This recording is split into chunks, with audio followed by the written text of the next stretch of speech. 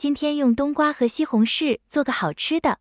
冬瓜的皮去掉，再切成条，再切成丁，切好后放盘里备用。西红柿对半切块，把蒂去掉，再切成块，放盘里备用。接着切点葱花，再切点姜末。锅里来1勺油，先把葱姜炒一下，来1勺番茄酱，翻炒1分钟，然后把西红柿放进去，加适量清水。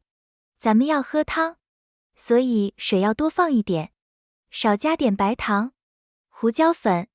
水开后小火炖10分钟，10分钟以后，淋入适量的水淀粉，放点盐调味，一点点味精。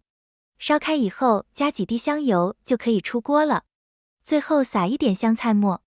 这道汤喝起来非常的清香鲜美，营养丰富，春天经常喝一些，有减肥健胃、提高免疫力的功效。